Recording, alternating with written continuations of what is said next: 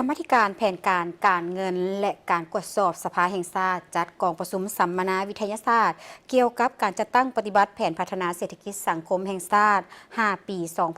2021-2025 และทิศทางแผนการ 5 ปี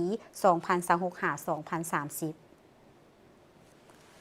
กองประชุมดังกล่าวได้จัดขึ้นในวันที่ 16 ตุลาคม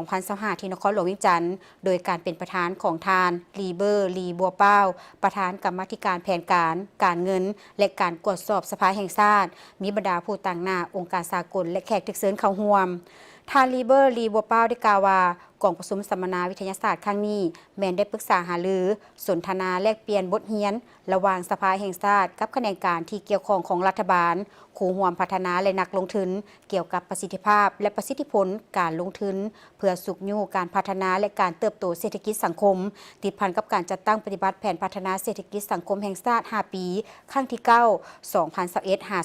2021-2025 วาระแห่งชาติและห่างแผนการ 5 ปีครั้งที่ 10 2026-2030 เพื่อติดตามกฎกาประเมินผลสรุปตีราคาผลสำเร็จปัญหาคงค้างและสิ่งท้าทายเกี่ยวกับการลงทุนเพื่อสุขยู่การพัฒนาและการเติบโตเศรษฐกิจสังคมติดพันกับกฎหมายและมติกองประชุมสภาแห่งชาติที่เกี่ยวข้องกับการลงทุนเอกชนภายในและต่างประเทศและบรรดาแหล่งทุนเพื่อการพัฒนา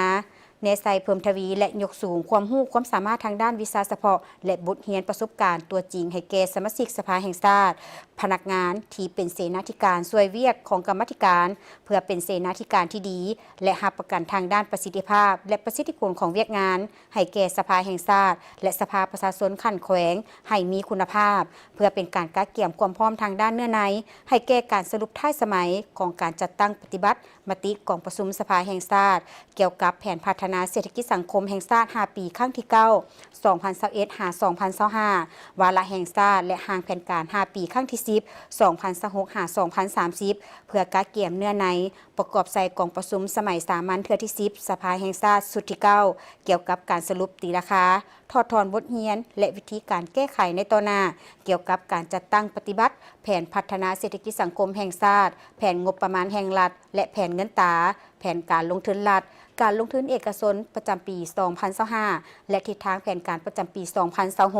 เพื่อแยกแยงเอาบทเรียนและประสบการณ์จากเชี่ยวชาญคู่ร่วมพัฒนานักลงทุนภายในและต่างประเทศในการกักเกี่ยมเนื้อในรับใช้กองประชุมสภาแห่งชาติพร้อมนี้ยังได้รับฟังการรายงานเกี่ยวกับบรรดาคาดหมายและผลสำเร็จการจัดตั้งปฏิบัติกฎหมายว่าด้วยการส่งเสริมการลงทุนมติกองประชุมสภาแห่งชาติเกี่ยวกับแผนพัฒนาเศรษฐกิจสังคมแห่งชาติแผนงบประมาณแห่งรัฐและแผนเงินตราเพื่อนำไปปรับปรุงนโยบายกฎหมายและการจัดตั้งปฏิบัติของภาคส่วนเกี่ยวข้อง